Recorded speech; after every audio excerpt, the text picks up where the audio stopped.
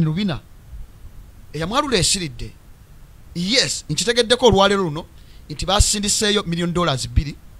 ogezaako okusasula abalobisiti ab'enjawulo abakola omuzannyo gwa tabayisirwa technical team gyalina ey'abalooya nabagezaako siriwaza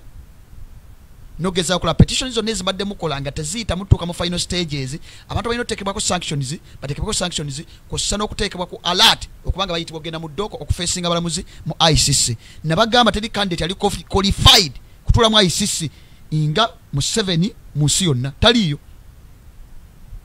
taliyo aina qualifications zizonna ezino mutwala mu ICC okufeesinga abalamuzi banayogana bafune justice n'abo abantu bonna mu East African region batuusizaako ebikola eby'obutujju kati wenjogera olwaleero fayiro za Kayene Rubina 2 bayongeddeko obujulizi bwa mirundi 3 era lutabayisira kwe kuva bamano mutegeeza bino nategeeza kitabani kye tekiddamu wadde okukola tweet yonna ekwatagala ku bintu by'amagye kuba tekitegeera kigana omwenge gwakyo kigana obusiru bwakyo nekitaliko kibu exposing aliens nabagamba buli wokola statement ezimu mu capacity gy'olimu zizo carrying weight ate zenyenyizo kola mu capacity gy'enimu statement gyekola neta carrying weight yonna kati omumba tuutu ono kyatamanya twali tuli awo ezisinza nomuzaalira akabasa ziri 2 wansi wano wammanga ezisinza omuzaalira akabasa ze tweet ze yakola zine 3 ze tweet ze yakola 3 ng'esooka ku zo ya tweet gye yakola ng'alwabula abakalamojja ku lw'obusiru bwe n'atamanya nti gundi tweet zino zakola statement zayisa ziba ne impact nene nnyo naddala in terms of diplomacy ne position gy'alimu okuba nti utabayisiro yamufuula commander land forces n'ambition ze zaalina ez'ekisiru ez'okufuuka president w'eggwanga Uganda ye n'atamanya nti ajja kifuwa ng'akizza munda kati emu ku zo yeeno nategeddwa baagitadde dda mu fayiro ye era yapapalaawo mujjukira olunaku yagezaako okudeactivating account ye ne tulowooza nti bagishatize down kati kyali akola mu kino yagezaako okuengaginga ba experts ab'enjawulo balabe nti singa bajjayo tweet zino kiyinza omuyambako kukweka obujulizi n'atamanya nti mu busiru bwe n'obutategeera nti Twitter abaana information ye baali bagijjayo nga bagirina era nga ne Twitter erina information ene agikeepinga dda eyo neebeera tweet emu tweet ey'okubiri yamuzaalira akabasa yeno wammanga ye tweet gye yakola ng'agamba I don't know why my brothers in Ethiopia are fighting me. It makes me sad. You are now fighting my Tigray tribe in Tigray. Tigrayan are part of us. God is the one who protects us. Kano ke babijja kaba yekera kene balaga wiki 2 emabiganga bali mu capacitating ne centers ezenjo zibadde baba trainingira mu ggwanga Uganda enya kati bino byonna bwe bamaze okuzula evidence ti abantu bano badde batraininga bayekera mu ggwanga Uganda abatigure mujjukire aba Ethiopia wale tribes ezenjawulo nga zina lutusizaazo mu batuusi kati kabijja kano kabadde bafacilitatinga nga bakawa sente financial resources kusane kawe ebyokulwanyisa badde bagula mawanga ag'enjawulo kusane okukola training centers mu ggwanga Uganda mu bitundu eby'enjawulo kati obujulizi obwo nabwo ne buteekebwayo bagezaako kipampinga magezi ojja ne influence ya Walagi ojja ne influence ya Kwete ojja ne influence y'omwenge n'otandika okwexposing obusiru bwo tweet ey'okusatu y'omusiru alowooza mbu yali ayinza ozikweka ye tweet eno gye yakolera naga the majority of mankind support Russian stand in Ukraine war ngageza kugamba Abafirika mbu Putin is absolutely right eno yasinza omuzaalira akabasa when the USSR packed nuclear armed missiles in Cuba in 1962 the West was ready to blow up the world war over it. Now when NATO closes the same they expect Russia to do differently. Yasinza okumuzaalira akabasa kati badde bagezaako okuteekawo embeera obujulizi bwonna badde buteekebwayo nga akakazi kano ka Mirijani Black ne balooya balina ab'enjawulo bali ku international level ne balobisi ab'enjawulo nga petition zino bazituulako nga tezigenda mu final stage kwa ICC kusane zibadde zizira kwa ICJ International Court of Justice kusane International Criminal Court era tubaiswa ateekamu sente nyingi nnyo kati obujulizi obwasembayo bwe bujulizi bwakakwenza tebabugattako omala ogattako bwakakenza bagasseko buno bwa mirundi esatu ne mukira kisirikiridde nako zino ne mukira kiwomba etekedde nakugala tabayisirwa yali completely disappointed mu kiwulenge kino kubanga family ye yonna eri full of academic failures. Kati ambitions zaakyo ne zigenda nga zifiira ddala kwasane kwa bati bana Uganda baagana okwembracinga agenda yaabwe oluvannyuma lw'okugiyiwamu omusimbi ogwa buli kika ne bagitaninga down ne beera completely disappointed.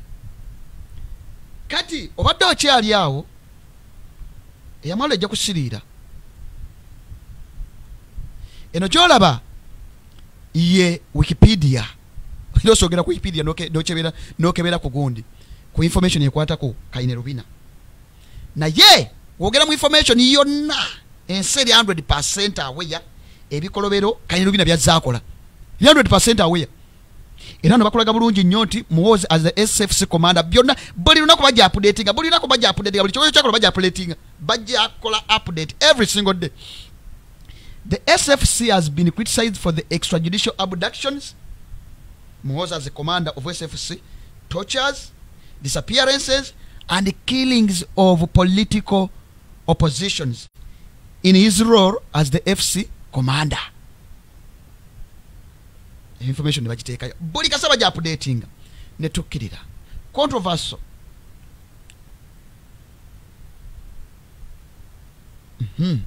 On December 2022, 3 days after the reappointment of SFC commander, Muhoozi Rubina posted a number of tweets attacking Bobi Wine and considered by many Ugandans to promote tribalism.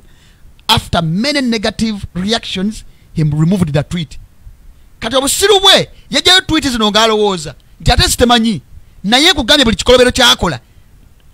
baba bajja updating profiles zonna bajja updating lwe yakola tweet zino ng'agezaako kwatakingawo Bakyagulanyi Ssentamu n'amala obusiru n'obutategeera nazipulinga down nga yalowooza wanazipulinga down ajja kweka obujulizi kumbe ensi record yonna ekola etya record egirina. Kati information yonna ne bateekayo buli lunaku olutya ne bateekayo buli lunaku olutya ne bateekayo tozola wano wansi. On December 28 December, security forces put under house arrest and subsequently arrested journalist and writer Kakwezi Babachayija bagenda ba updatinga. Kati yobu sitategeera bwe n'obusiru bwe alowooza wajjayo tweet zino abajjayo evidence ensi 100% aware era nabaga mugenda kutuuka nga temulina mugenda kulinnya ekigere nga temulina de muyinza okuteeka ekigere olw'ebikolo bino byammwe bwe tugenda maaso. Kati wansi wano ya deactivating account ye nga ayagayo kujjayo tweet ziri 3 okuli eya Russia Kalamojja kossa ne gye yakola nga wagira ebikolobero oba akabija kana akaba yekera kabadde ba training mu ggwanga Uganda akaba Tigray rebel. Ne bakugamba wansi wano the unusual approach of Muhoozi Rubina on Twitter handle to comment publicly on whatever sensitive issues across Uganda and the region placed him under the UPDF under heavy spotlight as he is the command of land forces of the country's armed forces. This came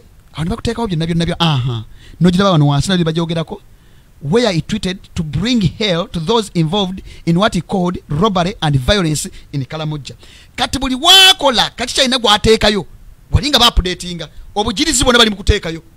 nkugambye files zamaze okukwatibwako zamaze okukwatibwako Kamirijani Black ne kagayo tabayisiro kukwiza command itoddamu kutweetinga kintu kyonna kwe kusindika ne $1 million 2 ogeza okuzoba ba lobbyist okulaba nga by influencinga position ya court okulaba nga petitions zo ziyita masa ogenda ku final stages. Uliriza bwe tuli wano twogera ku Kalimwenge nti tweeting out of influence amulowooza tusaaga namulowooza tusaaga nakye mbadde njagala okukulaga naye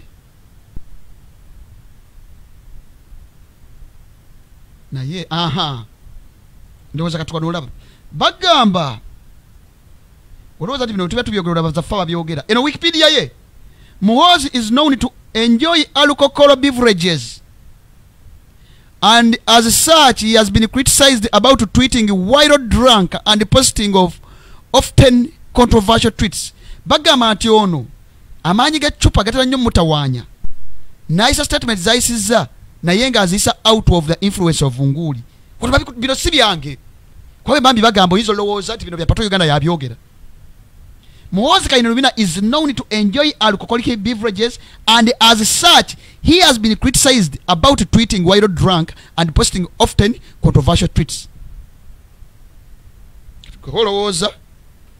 No case has been brought to UPDF court martial attention about Muhoozi's behavior as a drunk serving officer. Kati oyo ye eyamwalula esiridde okalyadda kaddadda nakugamba ekyo project kyogenda ovuga ekya sitaani ekyembuga ya sitaani kigenda ku failing 100%. Togenda kuddamu kukirabako tekirao kigenda kusinga light. So tebaba yakutiisatiisa tebaba yakubuzaabuza musigale nga mugenda mukola kimulina okukola nga mukitwala mu maaso naddala ebintu byokola demonstration n'okupetitioninga ICC irrespective of lutabayisibwa ssente zaayiwamu bajja tuka nga beetagi botteekebwa ku jjekiti lwaki nakugamba Kainerugabira kyayinza kuyinya mu ggwanga lya America ne sanctions zigenda zinayita okumulabamu in a European member state naddala ezo operating under democracy ava ku bino buno busisi obuli eno butalina mulamwa tasobola okulinnyamu ekigere. So kati eyo waliwo kasiko wa somewhere I know move eyinza obutabya tangible naye mutegeere nti yali mukattu ne mulaba awungutuse simanyi bane kipaza wala gye yakendeezaako simanyi oba akyasulayo mu kutamira n'okutana kendusuze simanyi naye embeera eriwo. Kati neeyongeddeyo ntuuse ku programu yaliyo kanjitandikire ddala.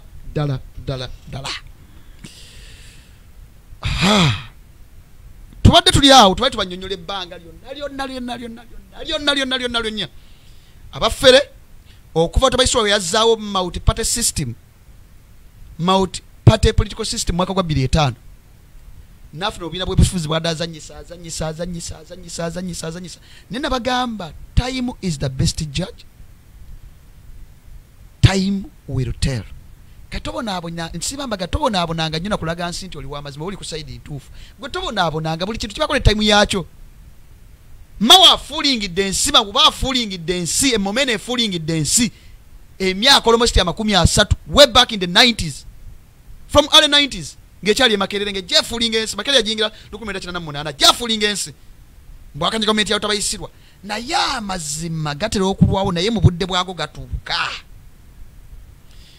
mudde wako gatuuka lwaki bino byonna byegamba naye nga sinagenda awo omukulembeze w'eggwanga Uganda mwebale nnyo musabira n'okwebaza Katonda amuyisiza abantu bano bonna atambulidde mannyo g'empisi wabayo omuntu atambulidde mannyo g'empisi bano bonna abadde bantu bamuli ku lusegere babadde mu saakozize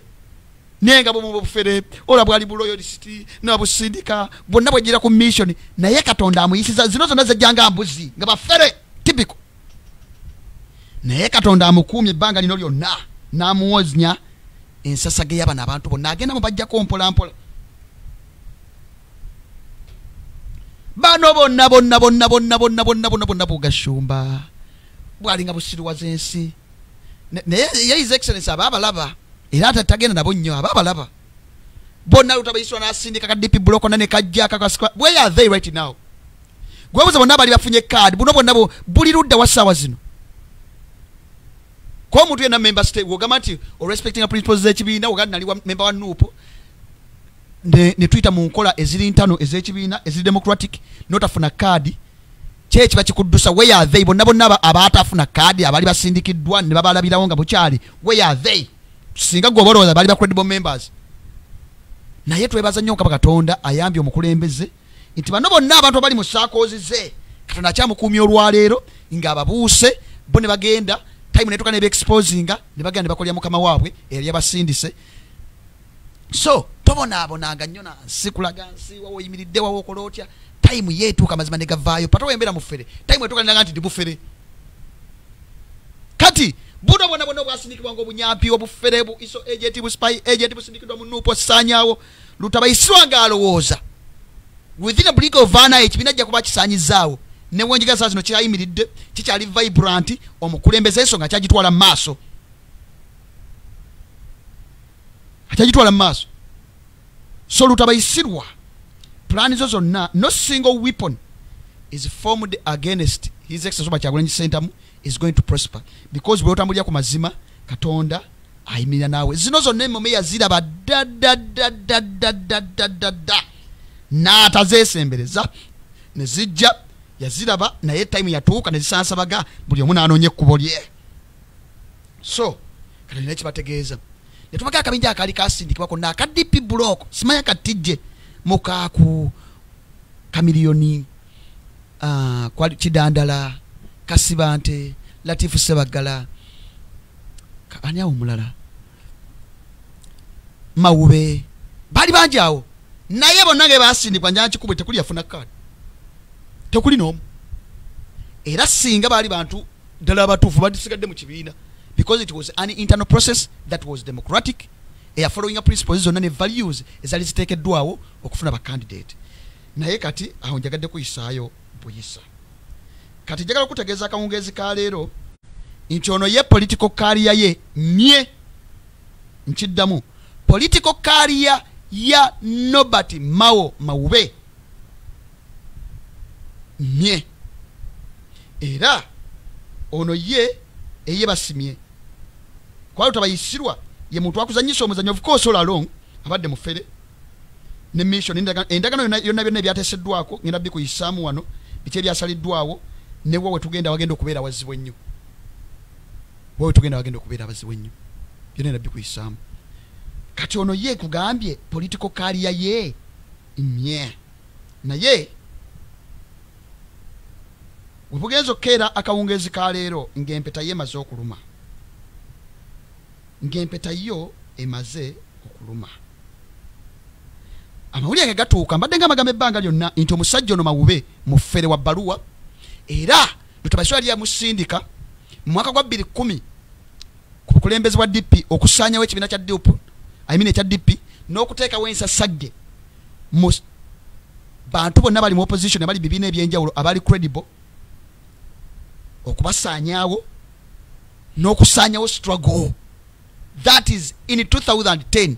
naye okuva mu 90s wonna ng'akukuta ne NRA National Resistance Army oba government nga bakyali mu movement system nga kyakukuta nayo n'okutuuka 2005 nga bazizzaawo enkola y'ebibiina Mawube obufumbo bwe yagenzeemu yali nga kukuta ne lutabayisirwa nga batambula bonna kati olunaku lwajjo it was a climax eya cohabitation oba gyetuyinza okuyita dating period gyabaddemu all along olunaku lwajjo yadde climax kati obulimba bwonna ne weekwokera ebbanga eddene n'okolota ne weekweka ebbanga n'ebbanga time etuuka nekwexposinga lutabayisirwa Mawube ye muntu amatu gwe aliwawo ekitiibwa nga reasoninga nga ali credible ate oswaziza nnyo abakyoli kubanga abakyoli be bantu abateetiiririra abakyoli abantu bava mu Eastern Uganda bava mu Northern Uganda be bantu ababeera honest be bantu ababeera credible be bantu operating with a lot of integrity bava mu Northern Uganda naye lutabayisirwa yasoka nakumasaginga tosoka nakumasaginga ne sente nakumasaginga n'osiriwa zensi we yakujja ku masaji ekyaddiridde gwe sente za video ngena kujja endagano nange nagikunnyonnyola n'obulwa bwe twolekedde musiru kyatamanyi lutabayisirwa nkola ze mufere kyatamanyi lutabayisirwa nkola ze muntu kyakyalimu akategeera ayinza ogera n'ogaa nti okolagana lutabayisirwa ssaawa zino okujja nga oliko kikyamu ku mutwe muntu ki kati weyamala munnange n'amuromansinga Mao ne yeeyambula najjako essaati najjako empale lutabayisirwa n'amuyingiza ekisenge yageza omuyingiza ekisenge bino bye byavuddeyo certificate n'eruma kati ebbanga lyona n'asiriwaza ensi n'avuma ono n'avuma oli one man is army olwaleero two people army mukazi na mukyala era wenjogerera ebyavudde mu process eyo yonna cohabitation gye babaddemu for a long period of time okupapirira kwe baddemu badde bapipirira ebbali bapirira eno bali ebyavuddeyo bye bino certificate n'eruma certificate of marriage process gye yavuddemu gye ngenda okukunnyonnyola wansi this is to certify that Mr. Nobert Mao Mawube and Mrs. Museveni Chizepa were united in the bond of holy matrimony at State House Entebbe on the 20th day, that is yesterday, of July, in the year of 2022, n'ateekako omukono ye signature ya Mawube gy'olaba n'abamanyi signature y'abantu abayisirwa yeno gy'olaba ku side eno era babaddewo nga ba witness si balala ke kasajja akamanyiddwa aka Gerald Siranda kossa ne Richard Todongo. Certificate neeruma kati Mawube obufere bonna bwaferedde ensi okumala ebbanga lyo lyonna ne butuuka ku climax yaabwo naye nga sinakunyonya biki byebateesezzaako n'ensigazi batuuseko ne tabayisirwa newa mwena abaana bali mu struggle abava mu Buganda abali mu Nuupu mu bitundu ebyenjawulo abava mu Mambuka abava e Busoga abava e Teso mwenna obutwa butolekedde ne position gye bamuwadde n'endagaano nange yo yabadde baganya ogitera public ne twamaze ddofuna byonna ebigikwatako nabigiri munda kasoke malo kubikubira enkoli eno yeri mazina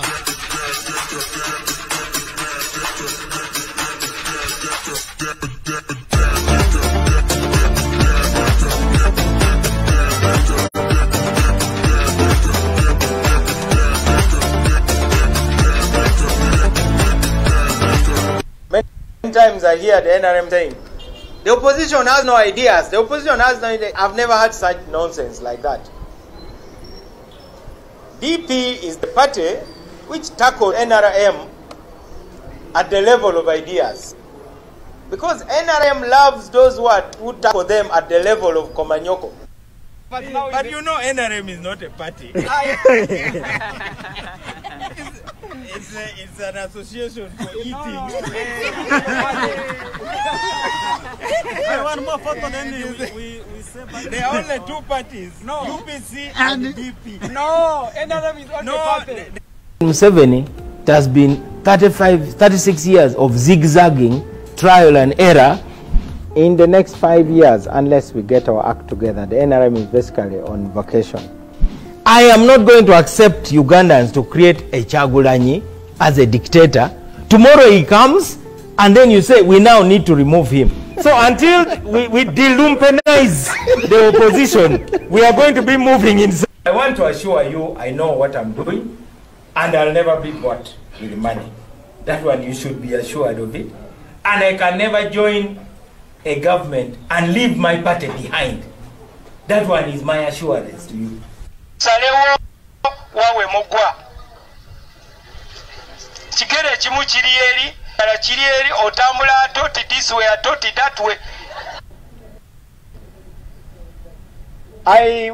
wish the Lord Mayor good luck. It is a great day when a person who has been cohabiting finally gets married. Is it not a great day? So today is his graduation day. From a cohabitation to a marriage.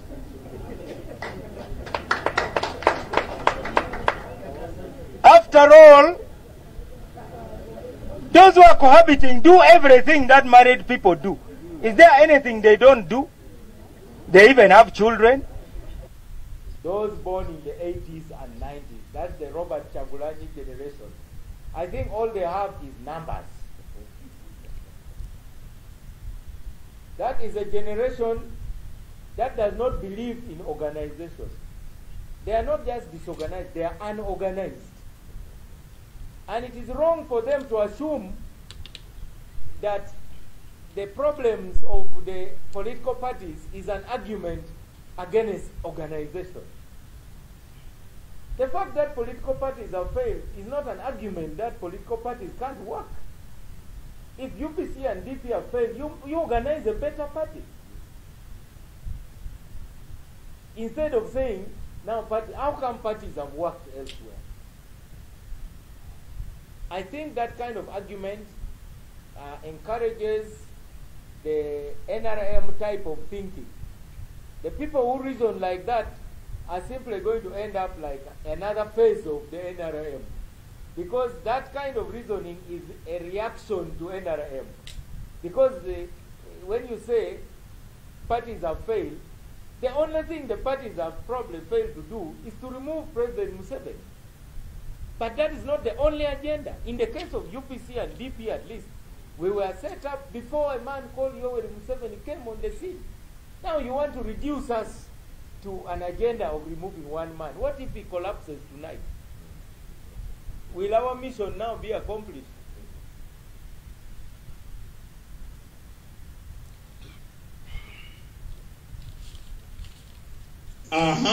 Victor Bwanika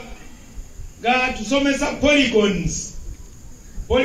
eya Pentagon eina sides 5 tujja kubeera ne flag bearer owoku ntiko agenda okulabika ku ballot paper kulwaffe tagenda akola mirimu gye kubanga ffenna tubonyegonye ku mulembe gwa Museveni ze gyenva ffe tulina PhD mu kubonaabona ku mulembe gwa Museveni. Ebitundu ebya Uganda ebimu tebinaba na kufuna certificate y'okubonaabona naye ffe tulina PhD ffe ab'omumambuka bano mulaba tiyagas naye ffe baatuziika basimentaana ne basuulamu amacupa ne bakuma omuliro ne bateekamu emisumaali ne babasuulamu ne babaziika nga muli balamu. Bakwata bamaama baffe ne bataata baffe nabo ne beebaka nabo. N'olwekyo tewali ayinza kunsomesa bubi bwa Museveni. Nyinga nnyo omuntu yenna ampa lectures ez'ekisiru. Bumao is not a real opposition. Real opposition enkuba yaakakutonnyako ffe twatoba dda.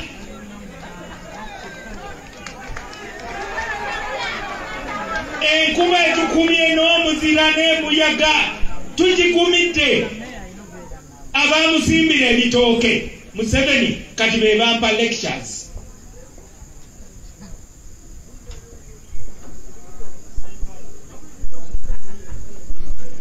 N'olwekyo tulonde obukulembeze obukkiririza mu kibiina kubanga ekibiina bamemba. To me, this is a continuation of a journey which started before some of us were even born. Your Excellency, you now have the historic opportunity to gather patriots that are scattered all over Uganda. You must look for them wherever they are. They are in all the political parties. They are in all corners of Uganda. These are things which I believe will be enjoyed most by the unborn children. They may thank you when you are not around. So we salute the courage you have shown. This is kati eyo nkolya eyo gye bayita embwa enkolya mawube eyo gye bayita embwa enkolya olya statement ezo nasaa kuddamu n'emu naye bwe butyo buli muntu tujja kukuba ebigambo bye wano kyova bagamba ekigambo kyonna kyoyisa kati kiyinza okukomawo emyaka egijja ate internet yo mbweno generation gye tulimu tekyo kyayinza kwekaloga byali bya mukyenda tunonya kasidi ako tukateeke mu ddeeke ate kagendamu amazzi record zonna zibaawo kati gye bayita embwa enkolya manobe mawube tekyinamu adde obwongo butegeera jjajjawo yaziyitanga mbwa nkolya era kino kiba kyana bibino kino kikyaka bakinywa na bunywi kikyala kya luzaalo teri muntu atategeera omutwego nga gulimu busa bwennyini bulinga buswa bwante kiteebwa kino kyana kya luzaalo nga bakinywa bunywi because osirwaze eggwanga ebbanga lina ovumye buli muntu in fact zesinga nabadde ggwe mbaamu okuswala naye ngeri wagamba ina one man is army no sirwaze ensi ne mutupapira ne mozekane rubina ne pia nutabayisirwana nakuromansinga nakumasajinga eventually ne weyambula katoddamu kuvevenga kintu kyonna wandibadde bwekweso omuntu yenna alimu amagezi ku myaka gyo ekisinga okunnuma mu bantu nga bano waliwo abaana abato nga tenabadde n'ekikumi abaasalo ne basigala mu sitogo ne bayiwawo omubiri n'osanga ebisajja ebikulu nga tebirina bwongo siga nti kyavu tekirina kyakulya siga nti tekirina wekisula naye nekyewuusa amagezi nekibawo sitwago nekigenda mu kisenge ne butabayisirwa nekidiringa ne bacriminals nekidiringa n'abasi tereka okupepeya nawo kati ze zinembwa enkolya mulimu abaana b'emitima baana bato because omwana omuto abavubuka oyinza oga maybe abadde tempted ne ssente maybe embeera yamupushinze maybe talina kyakulya naye mu bukulu bwo mu kapasita abadde baali bakulabiramu oyo mawuba abaana baali abantu bangi be yali inspiringa bw'otandika okwogera ebyamagezi ezo alimu amagezi agategeera naye ng'omutwe mudde mu busa naye tayimu ye etuuse erendagaano ye njagala okuyisaamu katono naye nga sinnagenda yeeyo obufumbo bwagenza okumaliriza nga kino kyekivuddemu era mu kino Lutabaisirwa olwaleero mukazi we n'akera nafunya statement eno naga by virtue of the authorities confirmed to me Lutabaisirwa banko president w'eggwanga Uganda n'appointinga asoka yennyini Minister of Justice and Constitutional Affairs Honorable Nobati Mawube Chairman General of Democratic Party. Kanandikireo straight away. Kati ebintu bino byatandika dda. Mwebaze nnyo Bakyagulanyi Ssentamu okulabira ewala. Era decision yaabwe gye bateekeza baga kusima muntu yenna ku position ya EALA oba bameba parliament abakiikirira eggwanga Uganda mu parliament ya East Africa babeera ndowooza 9 NRM etalako ndowooza 6 opposition bali ne independent omu. Katiyaga itabaga simba olwaki kuba candidate bana bava ku opposition balina okuva ku independent n'ababiri abo opposition. Wede NRM yebasalawo kati DP bo bayingira dda mu bufumbo ne NRM era n'embidde okubeera buli wabadde ngajja nga ba NRM mu parliament be balonda kati ne wandiyese candidate nga wachi wa Nuupu at the end of the day bano bo bayingira dda mu ndagaano era kyekimu ku endagaano gye badde bayingiramu kyekimu ku kwakuliza obwalimu nti NRM eno supportinga ba candidate ba DP abagenda mu EALA era kwa kusubiza kasiranda nti ko kade kushuwa deal tukalina okubeera mu parliament ya EALA kyetegedde ko kayinza obutagibeera munako okusizanga ngendo kunnyonnyola yemu kubebakiriziganyako ekyokubiri mwe mukyali awo yabadde token of appreciation olw'omuzannyo gwe yazannya mu kumalawo obulamu bw'Olanya yazannya party nene nnyo okusilensinga baganda baffe abava mu kyoli family ya Jacob Olanya ng'agezaako okuginnyonnyola kino government musi yatta Olanya yet in actual sense government yali emaze okueliminatinga omugenzi Olanya kati ne badde token of appreciation olw'omulimu gwe yakola omulungi ennyo okuwudiisa bakyoli n'okuwudiisa family ya Olanya oluvannyuma Lutabaisirwa okumweliminatinga n'amugjawo therefore yadde alina okusiimibwa era abakyoli mwenna mukitegeere nti onoomu y'omu ku paati ezannya omuzannyo omunene nnyo okumalawo baganda baffe abali mu akyoli kubanga yali ku gurupu ebadde ezannya omuzannyo gwa Lutabaisirwa ogezaako kuwoleza gavumenti nti si yakomitinga ebikolobero by'okutta baganda baffe abakyoli okubasalako emimwa okubasalako amatu yet in actual sense nabagamba ejje ly'eggwanga Uganda by then yalitibwa NRA National Resistance Army nga tenafuka UPDF lyalikola ebikolobero bino kati omu kubadde bawoleza gavumenti ya Lutabaisirwa mu Western Forces si yakomitinga ebikolobero bino ye Mawube kw'ossa ne Winnie Doti kw'ossa n'omusajja era gwe batta Olanya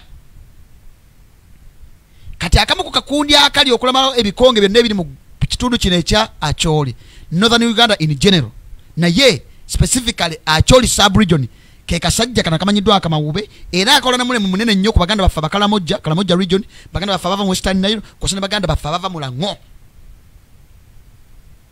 so kati nabadde token of appreciation olw'omulimu gwe yakola omulungi ennyo era Lutabaisirwa yabadde alina okumusiima naye nga kambuze ka video kange so wadisappointiza nnyo baganda baffe abakyoli odisappointiza nnyo baganda baffe aba Northern Uganda kuba babeera abantu ababeera honest naye Lutabaisirwa akozesezza buli muntu ne gwalowooza nti yalinga mwensa n'abantu balowooza tebalinga bangu bacompromisinga these days abatadde ku ttaka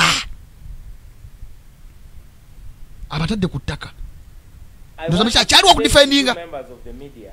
that Jacob Olanya did not request anybody to take him out of Uganda.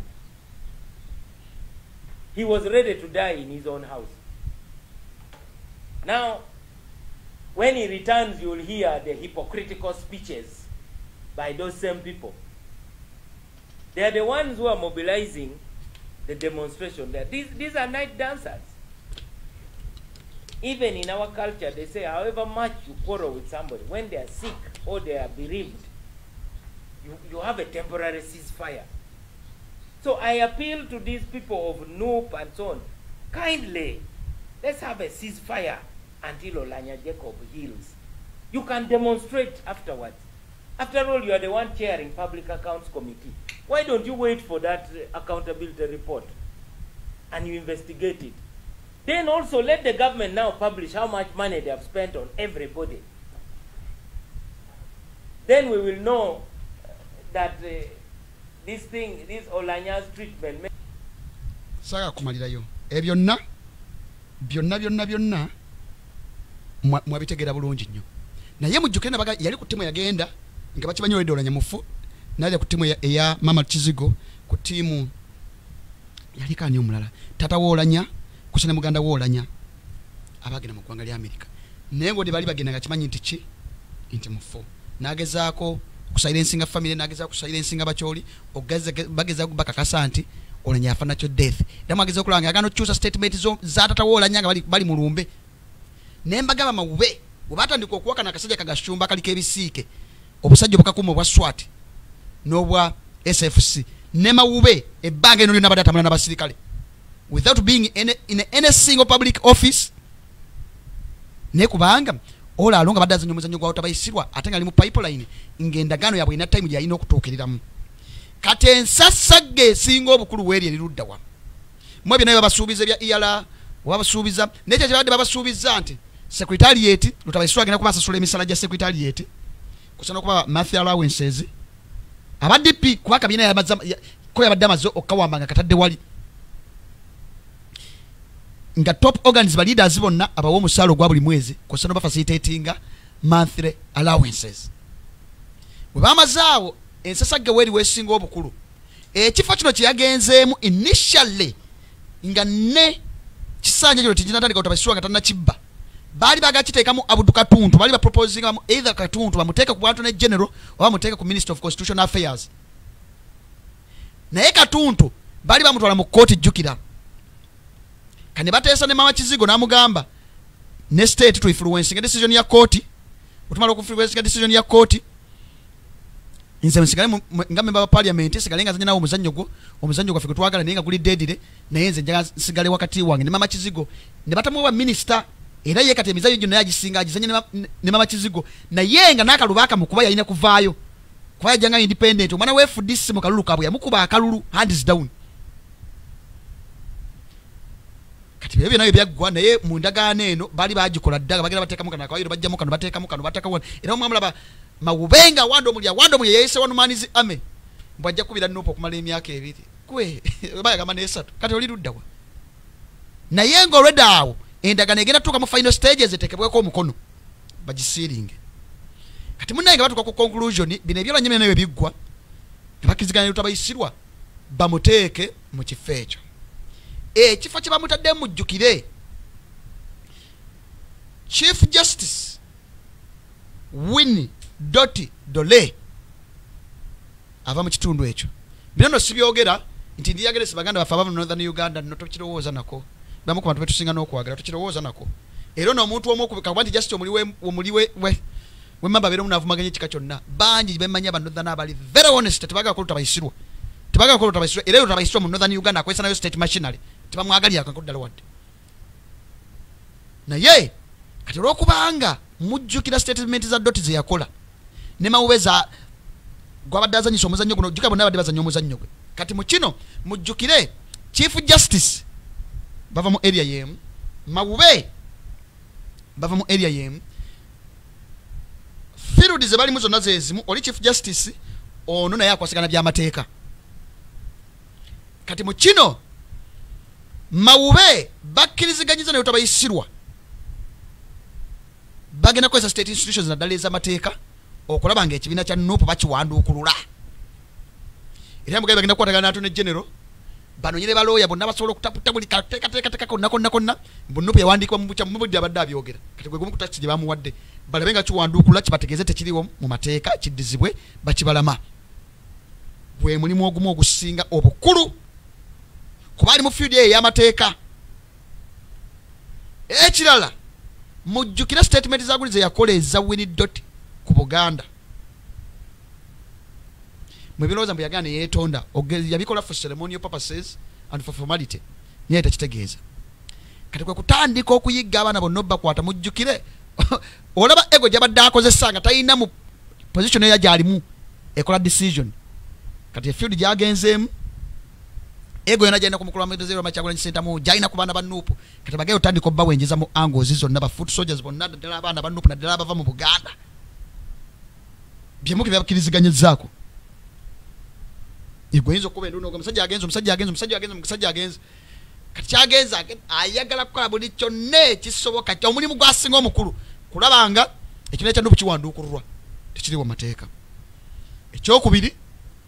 kwe kulabanga batandika okuyiga abaana batandika obbakwa ne bafuutusoja bonna naddala ne baganda baffe bonna abali mu Acholi abali e Lango abali mu West Nile abali e Kalamojja kw'ossa n'abali mu bitundu by'Etteeso, cracking down people power movement mu bitundu ebyo waggulu nagwo mulimu bagumuwadde. So kati kwesiba bbiri era tugenda kayiga mu angles zo naye bagenda kawo obukumye bw'ekika ekya waggulu ennyo kubanga kyetegeddeko n'aba DPSs no wenjogerera bakafumudde bagamye office ekyo zonna bazitwala siranda mu bukooti bwo ne mwakiziganye ko tabayisirwa ne DP bakandi temwali mutaddewo ne mukiziganye tabayisirwa bagenda kuba wa iyala siranda oyinza obutabula bako kuba ekibira bagenda bafuumulamu kusiza getegeddeko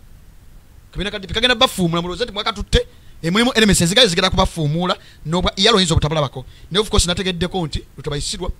ayagala nawe ajja kuba minisita oba kusindika nga envoy mu sendalo kale kinategeko ne mabega mawo 2 years back bali bagala muno nanga ambassador w'eggwanga Uganda e Germany n'ebintu byagenda byani following nga batandika ekisanja kino nagamba siso akolya mu diaspora abana bajja kunkuba amajja amavunto siso ana kubeera yo sijafunyayo mirembe. But it was a proposal before nga bagala omufula ambassador w'e Germany w'eggwanga Uganda mu Germany kyebakola nga tabasobola akola mu kabiina kana aka DP kyebafula ku mwami amanyiddwa nga Kezera omwami ono. Omwami amanyiddwa nga Baswale Kezaala Muhammad yali national chairperson wa DP lutabaisona mwambo appointing nga deputy ambassador e India. Kati kibali baga okola ku mawube omwami nogula Muhammad Baswale Kezaala kati obutategeera bwabwe ono bamu appointing abuzije buliko vana nga bamujeyo kati akabiina ka DP kano tabayisirwa abadde nga akakozesa nga Nasare Bedi all along. Bano bonna nono mbidde okubeera mu iyala endorsement yava mu NRM era NRM be bamulonda government yanyini netta mukazi we ono Kiyingi yali staunch member wa DP ngono akola recruitment kama ubeka kola recruitment omukazi alesibwamu ekitibwa n'emmengo lutabayisirwa namukuba ku mutwe yamuleta serving ekisanja kimu n'akasukeri used condom n'akasukeri kati zino zonna zibadde enkolyanga ziri mbuno bona Kiyingi kano ka Kiyingi ne bawako bonna buli omu kati tekitandise lwaleero kibaddewo jjo kibadde kitambula. In fact DP yasemba okubeerawo okubanga efactioninga mu mirembe gya omugenzi Sebaana Kizito okuva mu myaka gya 2009 2010 okuddawo waggulu mawube lutabasona nataliko infiltrating ampola era mu biseera omugenzi Nsubuga we yabeerera secretary general kubanjukira yafa mu December 2016 omugenzi Nsubuga we yabeerera secretary general Matia Nsubuga birekeraawo eyafa mu December 2016 awo tabayiswa yali ata sogisensera era yamala okufa waati olugendo lwa DP nefiira dala complete and also kati bonna bubadde bufere kabuza nnyo omuzannyo gwa tabayisirwa ngira gikozesanga Nasare Bedi kola recruitment nayingiza mu NRM. It has always been a matter of time. Naye power corrupts, money corrupts, oye political career ye it is normal. Kati bonna kino kimbidde lutabayisirwa government yatane mukazi benja akali stage ninga ina kunyonyola wano wethira buliko vana ine bakitego muvandi moyo golabyeko nekimuwasa kati badde babikola nefe tugamba kagutonye kagwake tugenda maaso. So mawube mission izo nazo zenazo nekasajja okasiranda kapokoti mugende mbufumba mune utabayisirwa mufibiriganirwe eyo mission yezena yeyo ko eliminating abana banupo kutandika okubayiga n'okuba tugumbula nga mukozesa koti okolaganamu ne wini doti dole ebyokuwandukula ekibiina mugende mutapukese mateeka ekibiina kiri mu mateeka oba tomanyino mateeka. So kati jangu ebyo byonna ng'okimanyi naye abakyoli babadde completely disappointed era bategedde nti wali mu lukwe olwamalawo omugenzi Kyagulanyi Ssentamu amanyiddwa nga Jacob Oulanya. Naye bino byonna omukulembeze alabira balaze ne bagamba Robert Kyagulanyi Ssentamu, with the due respect ku mukulembeze omulonde, political environment, political spectrum agimazeemu emyaka 3-4, naye ebintu ebimu engeri gyabikyangamu oyinza okugamba abadde senior nnyo okumala emyaka n'emyaka, yali yekubira bidongo bye. Katonda baga nti element ya nakyo wisdom wejjiramu, Katonda nakuwa amagezi nga go gali nakyo. Mujjukira nga bamubuuza manyi ebintu, it is always just a matter of time. Kali awo kazunga nabaga obwonna obusajja obuzunga bu state propagandist obuzunga ku bu media bwabwe bu TV bwabwe week in week out twali tubagambe bonna promotion bully facilitated by the state, bugashuma bully facilitated by the state, bufuna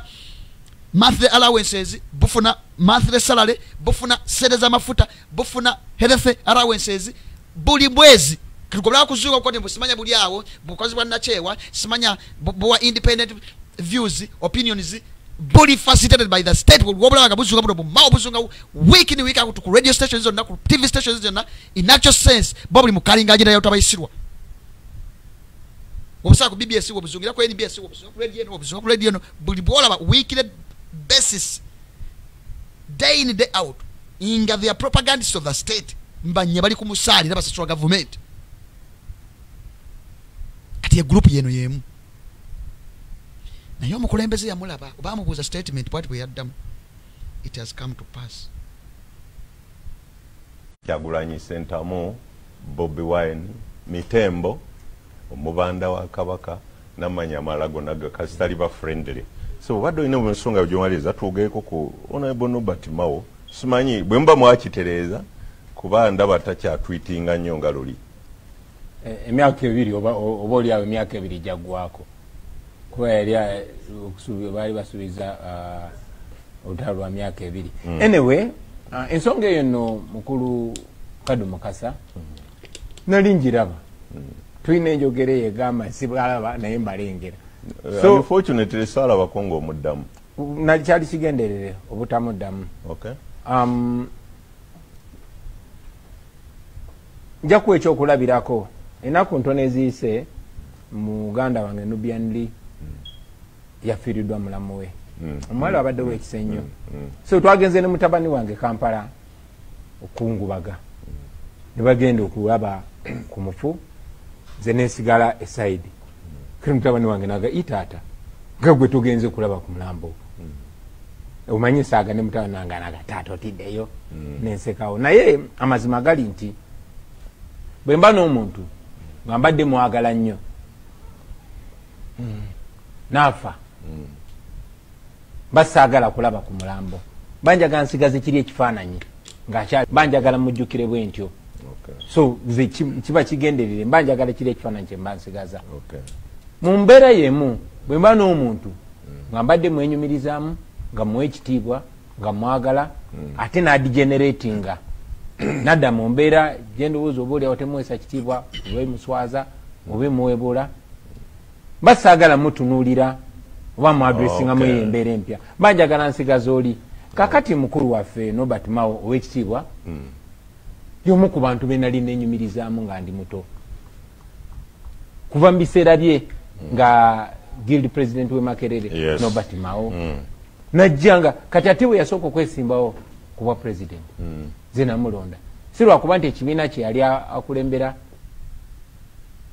Ndowooza owulidde sinza biddamu siyinza kuddamu kigambo kyonna. Mulina topic egamba nti batagamba nti the dead are not dead discuss, ene yegamba the dead are dead, muleka abafu baziike bafu bannaabwe. Tolinnya ku mulambo, leka omufu agenda aziike mufu munne. Lutabayisirwa kalambo afunyeyo kalambo kanne. The dead are dead discuss ng'owummula. Leka omufu aziike mufu munne. Totawana kuyingira mu nsonga z'abafu kati yageze kweziika. His political career is no more. Is no more. So kati awo oyo mutadde bali ng'abalala bonna bazze baziika kubanna bagamba mwenna mwebuuza ekintu kimu nga tonagera kukolera utabayisirwa even under normal circumstance oba toliyisiddwa sente batukoze otya weebuuza abantu bonna abamukoledde bazeewa abataddewa bamaliriza batya kubanna kugamba woba muwala ku kyalo ne bagamba gundi yafiiriddwa mukazi we natandika okukwana nga ayagala kukuwasa sooka weebuuze ki ekyasse mukazi we woba muvubuka noyagala okukwana namwandu sooka weebuuze ki ekyasse bbaawe kati weebuuze banne banda bano nakiwola kiyingi where are they akunaabamu bano bamusisi amusi yadduka namwamirika yabaddukako ekikumi kwesa nakasuka waliwo atakwa eliminate katona wakuyamba no skipping mu ngalo ze bwoti duka buddusi nibajja kunyiga so kati zero zo nembuzi let that dead but that leko mufu azike mufu munne taka mutaka vumuvu oyezise tomanya ko biseera katika tweyongere so ze nsonga enkulu kitwakibaga mufe ku bintu ebita tufokasinge rigimu ya gwada ki government kyagwajja kitudde ku bijinji kyenjagala okubulira kitudde ku bijinji kyekola ku bisubi kati endalo tabaiswa agala creating awo kifaananyi mu international community ne ba stakeholders bakozesa abenjawulo nti believing in dialogue kati kano ka iPod nakabinja kammawo kati teka buchese mbwa sokolagana na opposition isma bichi yet in actual sense kuno busajja bwakolagana nabwo bwa state abadde kwagana bo all along era mugenda kulawa kuva nakati inga ebyokulinda byamawube byongezeddwako simply because mission jagendako mission nene nnyo so obo bufumbo buli sued signature zalumye stamp zalumye certificate zifulumye buli kimu kiwedde tutabayisirwa ne mukazi we oba mawube ne mukazi we bagenze dda bali mwane munu amubaveeko katugana bigenda sawa mbaliyeko biseera naye mbali nyakubireka ekifaananyi omanye byadde mu ndagaano baganya okugita nefe twamaze dotunulayo da ne batusinyako kyekirimu so kati awo nvuddewo kati ngenzeemu ku nsonga enkulu ennyo ekisooka njagala bategeeza tutabayisirwa ne bagamba bwemutalitegera tutabayisirwa tuluzi zakozesa malice, propaganda, blackmail, divide and rule, diversion oba owedde era nabagambye nti emu ku nsonga lwaki utabayisirwa akyali oli nebbanga lyonna longivity y'abana abasajja emu ku nsonga ng'ovudde ku state machinery ng'ovudde ku western forces contribution enene esinga kuva mu ffe abali mu mbeera y'okulaba nga tuzoganya n'okulaba nga twala struggle mu maaso kati waliwo akavuyo akabaddewo nga tekeetanga n'akavuyo kalyawo nga temulimu wadde n'akavuyo nga sana nsonga nkulu nnyo yakuleekaana kiseera kuleekana gye kuva ng'ensonga nnyangu nnyo katuyisemu katono nnyo kuba twetaaga otereezaamu katono nnyo mbale saa bifo kasingako nnyo naye gye katutereezeemu katono lest we drift away ekisooka omukulembeze yakola statement eri very clear Kyagulanyi center no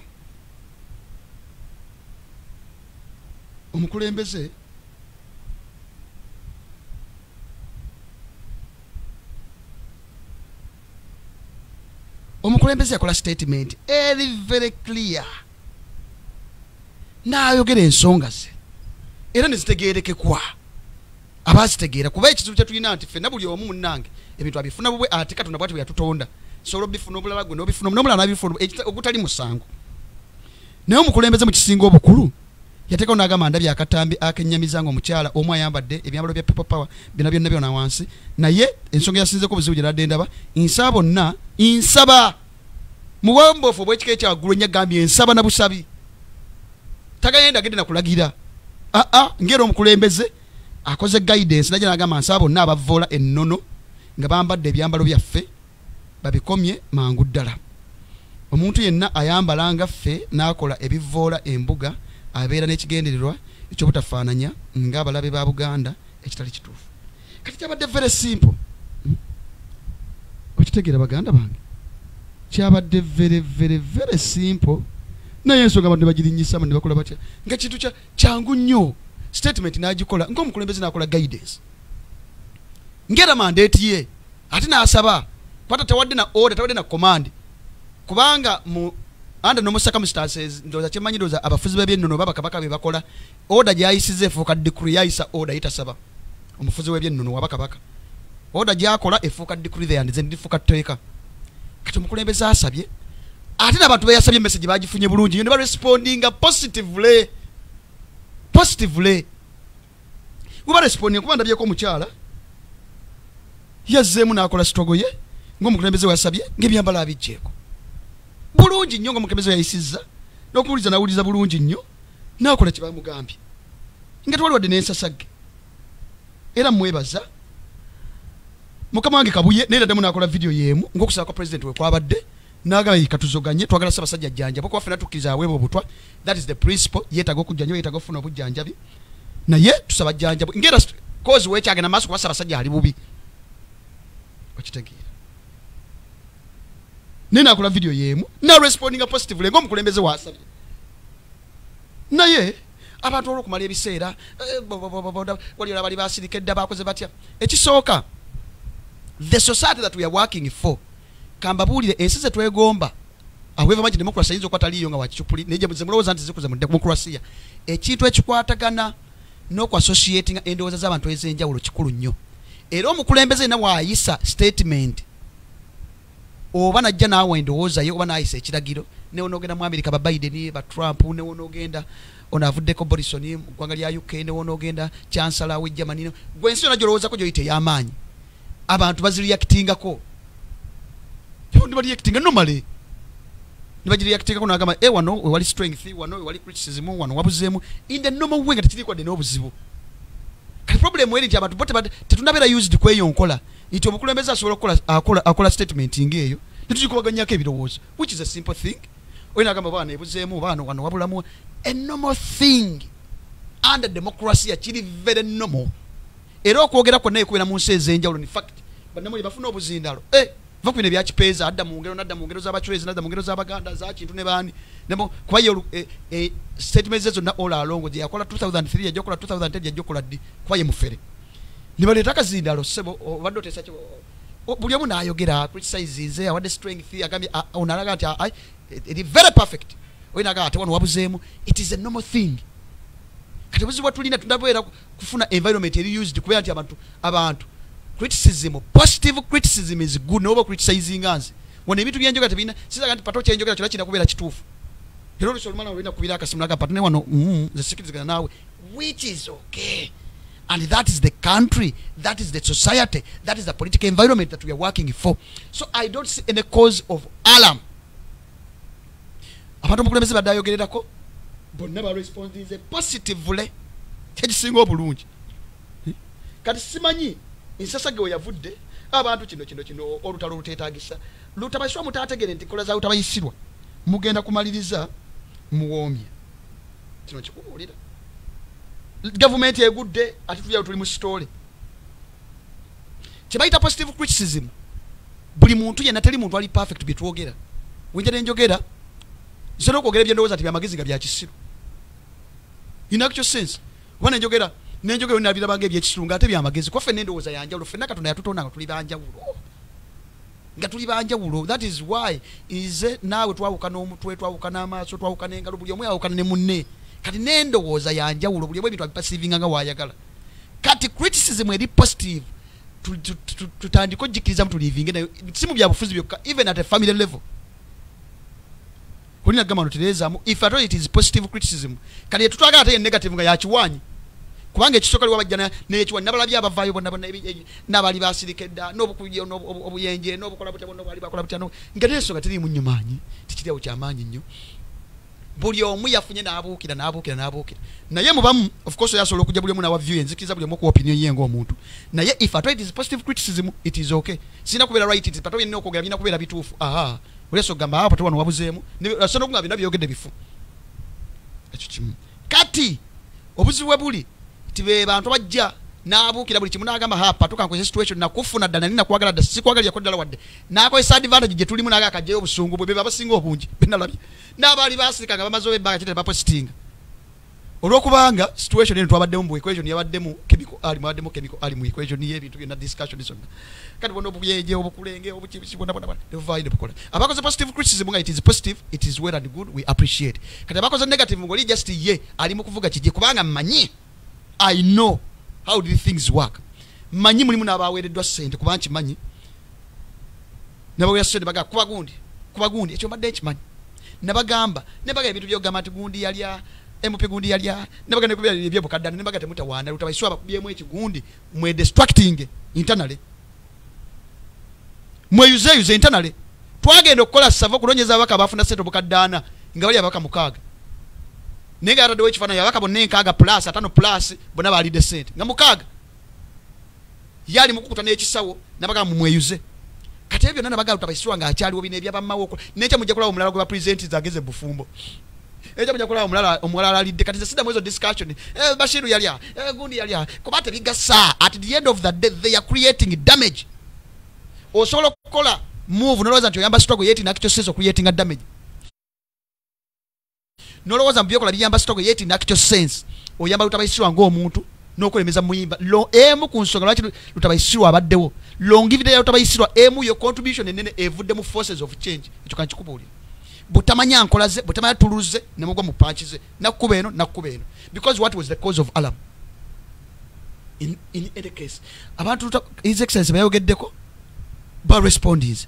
ate his excellency wabakoze statement it is okay reactingako oliwa basazo reactingako in a positive way it is okay wasazo reactingako in a negative way it is okay buli mu abalabye kati kuliko obwo olugezigezi wala obuli awo bonna obutategeereke kawo baba buzalwa kumeko vubukawo obumu na bufere bwa NRM bwetesaka ekifaananyi ky'omukulembeze obumu ngambye obumu sikanti buli mwakiteeka kuba nange nkiteekako nange gundi zange piiki zange zonna ezisinga naddala pipi zonna ezisinga ziriko ekifaananyi ky'omukulembeze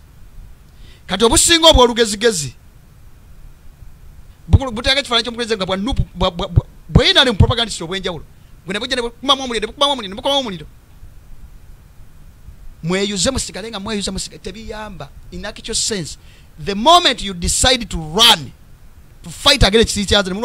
nemutandika okuvuga individual battles muze nwana gundi kino kankikubuulire lutabayisirwa agenda kufuna munnyo tusigalira nga tulimu eyo keyo tulina budde bwebyo kamere netera okugwa eri ku kijinji tumalya ebiseera mu ebyo teri muntu yenna ali above criticism kankiddemu epato kyoyizo gagwe nange siri kadeidei wa bulijjo lumbu ya zabavu tali above criticism that is against criticizing amalo kola statements ze usozi kubamu bitu n'ogamba wano ne wano lumbu wano wabuze mwano tali ali above criticism that is the thing katisa bala mu yabadeva bichi criticize omuvingo yongeleyo wala nyugede bya kisoro so nga patawo nedda wano olimba ntirezamu positive criticism na yali negative agovuga bibyo nokwesa advantage obufere bonna obunyapi nabula byenga buvudde bonna bugitekenga situation butekenga advantage olembera eki ebaddewo so kino kyadde kyangu nnyo naye principle eriemu omukulembeze ndagamba temubanja kabaka tanakyogera nako yage musigale nga mubanja kabaka agenda jjanjabwe ye naagamba naye code of conduct ekyukemu n'ebyambalo bikyukemu kuba image eyiza okuvaayo bubi which is okay kati yasobola okugamba omukulembeze naye wana ate nedda ate bono nedda katika manyonyola ekirala kuba nabye gundi comments nyingi nnyo abaga pato omukulembeze Kyagulanyi lwaki tatayogera ku gundi ku Bwakabaka nze omukulembeze capacity gyalimu ayina statement zayinza okukola nezatayinza kukola nze zanyiza okukola nezatayinza kukola sigata sazoogera naye olw'okubanga capacity gyasavingiramu ye statement gyakola yonna ekalinga weight nnene ze yange esobola okukalinga nga 10% ye ekalinga 100 plus kati yonna gyakola statement gyakola ebeera influential ebeera ne impact nene nnyo olwa influence gyalina katamala gakola bukozi bi statement zeso kyogera wano bagamba after all pato yakyogere talina na address kadeidei muntu w'abansi ndibaga nzagyogedde kati omukulembeze tolowooza te ajja kujja kola statement yonna ate ebintu ebimu asobola okubanga abimanaginga asobola okubanga ayingaginga abantu ab'enjawulo internally si mu kamera gojja kulina omulabe ku kamera kati okutegeera nti ye statement zakola zikalinga weight nene nnyo kyevola post gye yakoze mulabye amaanyi gaayo naye ate singa nze yagikoze ne musaakoze ezindimu era tera kyeyandikoze kyamaanyi nnyo kyandikomyawo kati amala gejja kujja kino reacting there and then tayinza kukola nga ffe twagala acting out of emotions no way because the moment you fail to control your emotions neziba nga emotions ezicontrollinga oba mulaikira okutomera kateka tu controlling emotions that is why nze embeera webanga ya waggulu nnyo waliwo chaos mungi nsirika nenzira mu ango zange nentunula bwenti topa kukana kwogera newoba birasiba politics byokka nofuna una amagezi amalala ne badde family of kasitolanga aliwo chaos mungi sirika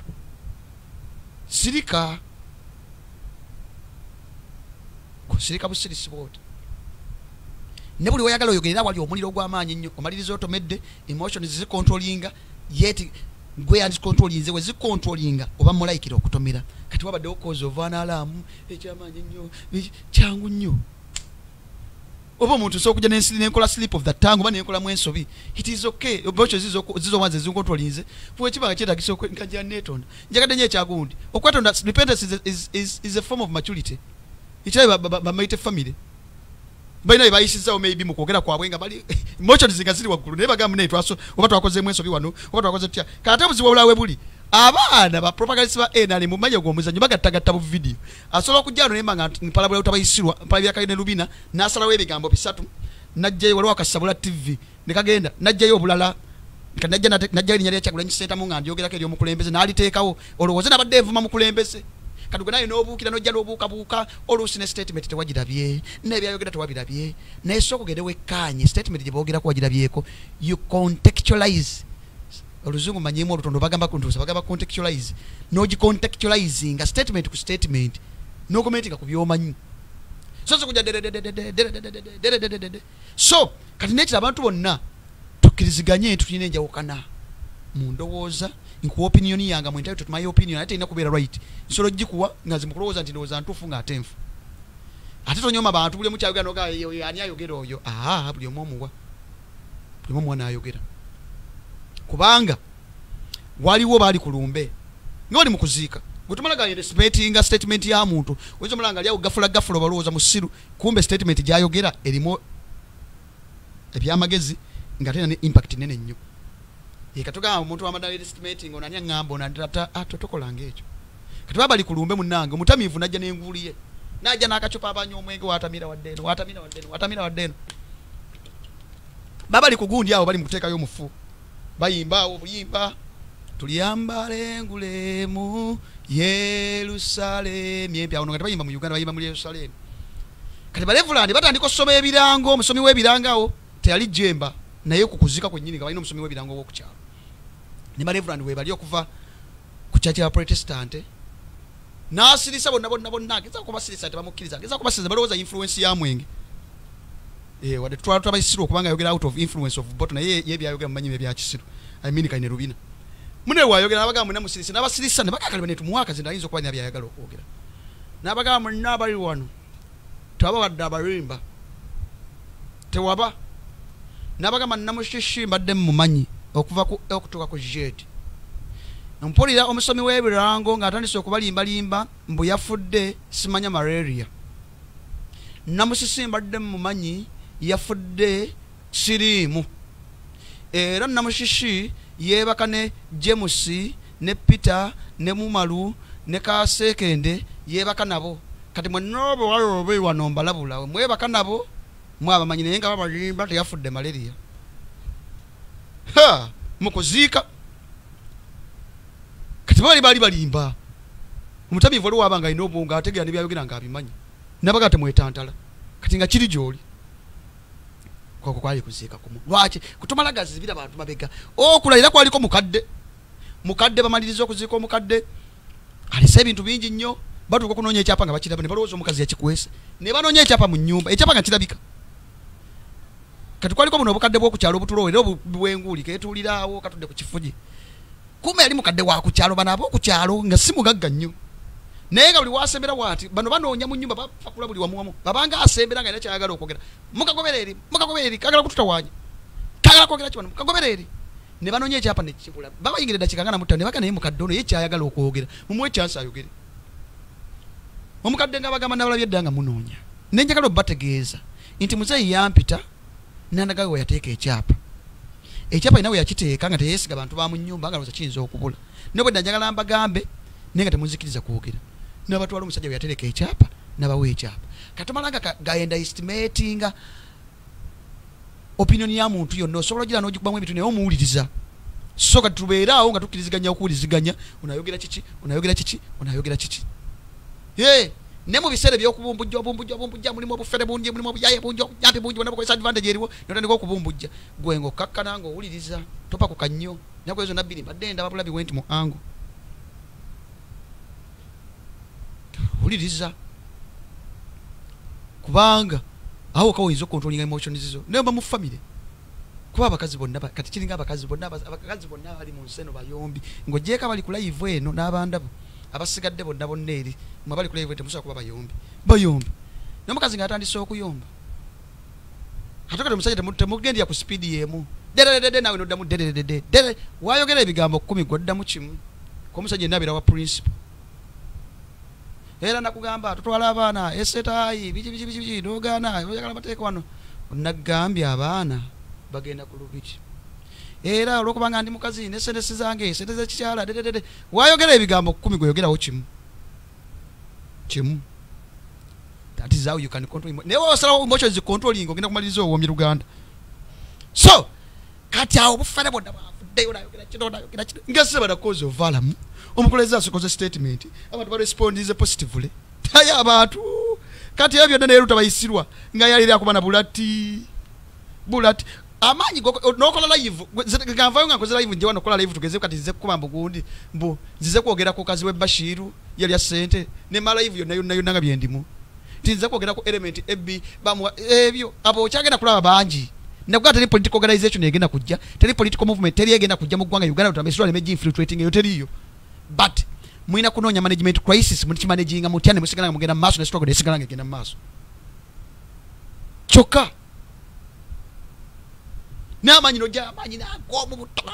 tono malira abantu ebiseera no bamalira data no bamalira obudde so tweddemu kintu kyangu nnyo kweddamu no malira ebiseera noga amanyi gonna gojjeeyo singa gatadde ku luta bayisirwa gavumenti eneetera okugwa gavumenti yegeyege nemala ebiseera so temabudde obwo wali abantu balinda bulinzi babalinzi agamba weefunira pato bwendi wali naalinda wano mbamanyiramu nga ayagala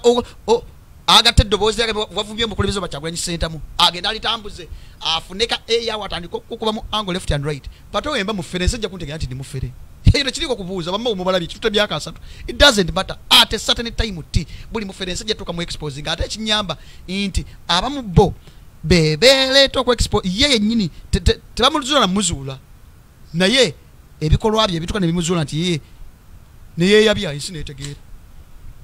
so kati alina amatu awulire tuleme kuwuba tuleme kuwugula ekintu kyangu nnyo busonga bwangu nnyo bwakwatagana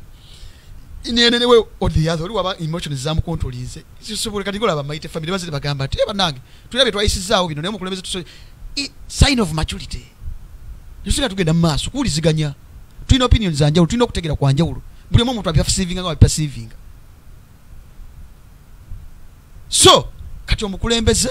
wabaga yidinze statement strategy yayikitingako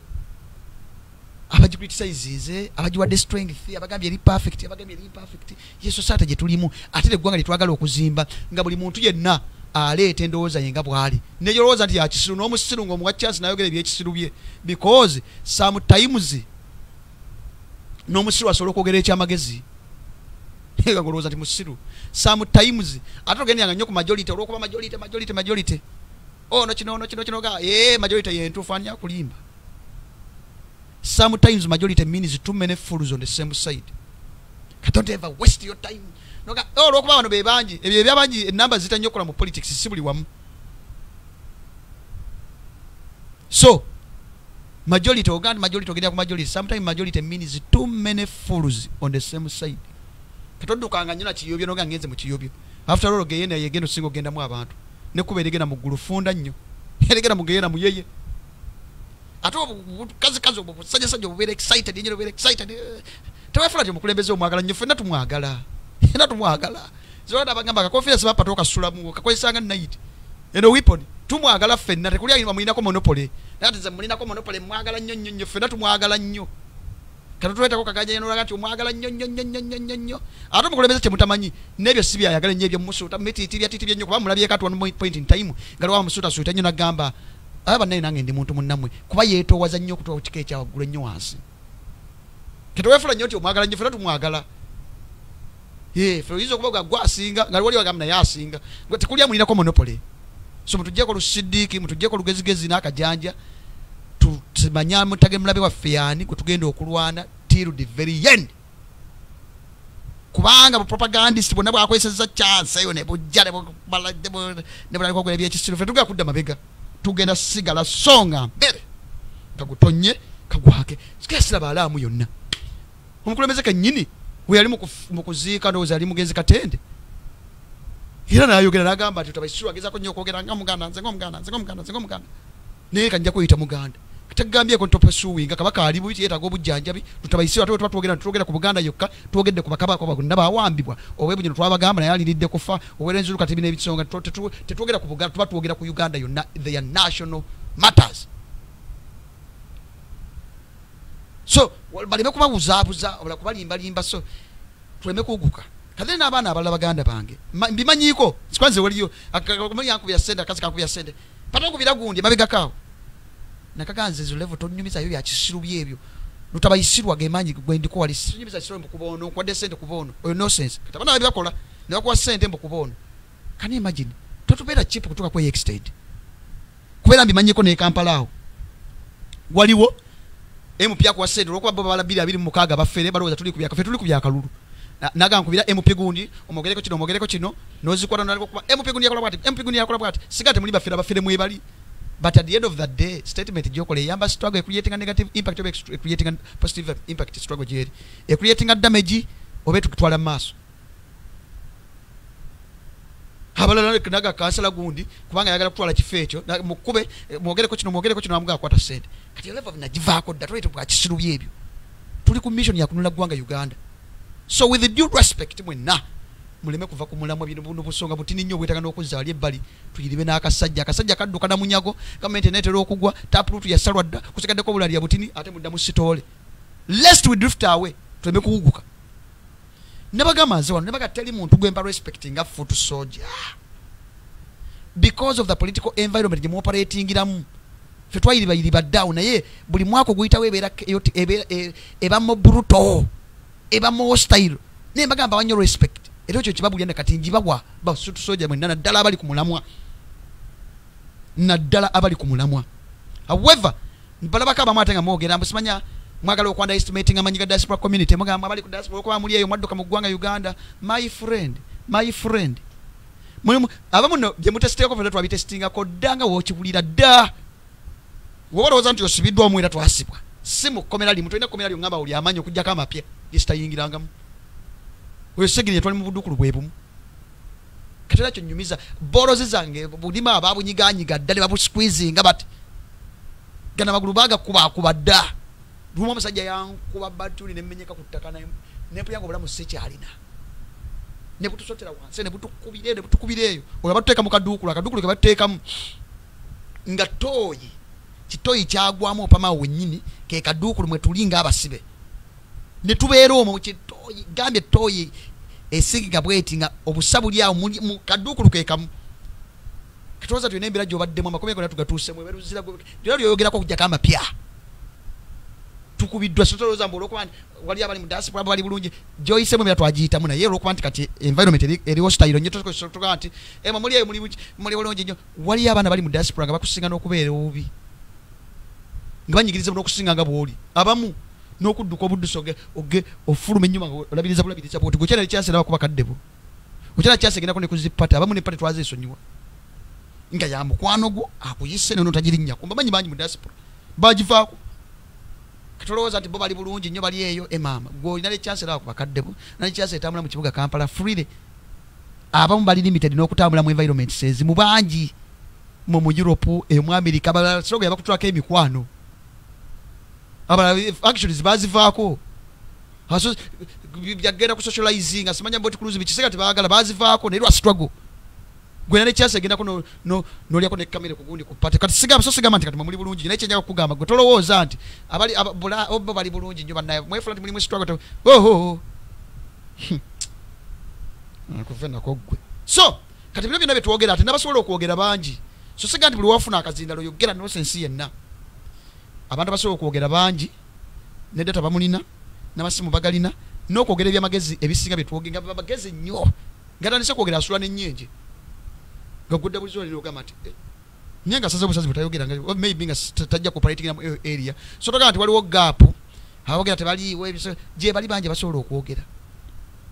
noza nti eno field wagimonopolizing nowe so tulembe kweyuzayuza ona bigambo nalabye obufere bonna n'enkoli ezaali zaasirika n'emirambo egyali gyafedda gyalalise bamugu bakasimba bwegiti so tebiyambe ebyo naye tutegeere omulabe gwe tulina utabayisirwa omunaamala omutegeera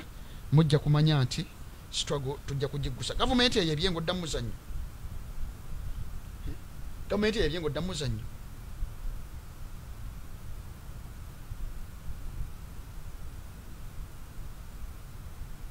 so mbale yagenda makerere ne mwana wange naye ndowooza namuddira kubanga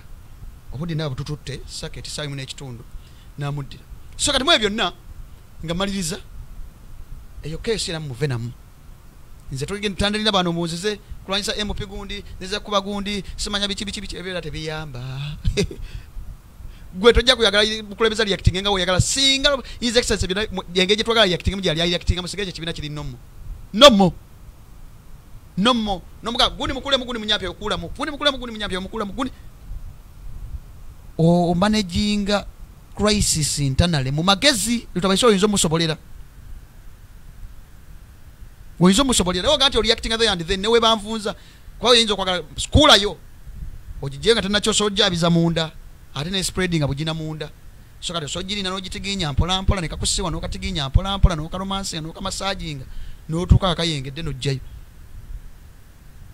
so ekyo mukitegere na Yesu abasajja kabaka ali bubi era message mwebale nyumwe n'aba respondize eryedobozi lyomukulembeze ate ne muzijjamu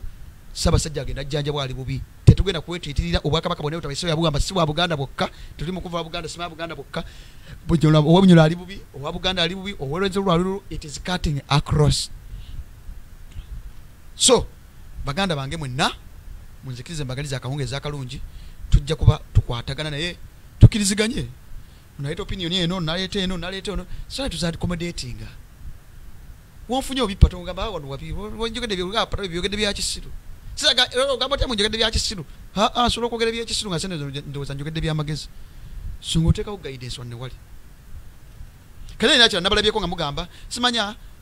ate Buganda teyendo singa Bobi Wine omuntu wayo teyendo singa Bobi Wine Buganda yalondani Buganda yonna massive loba 98% teyetaga na endorsement ekisoka lutabayiso yakwata byebufuzi bali no bonna nabatekaka ekkomo naba mu constitution nabakatamina kwogera ku byabufuzi kati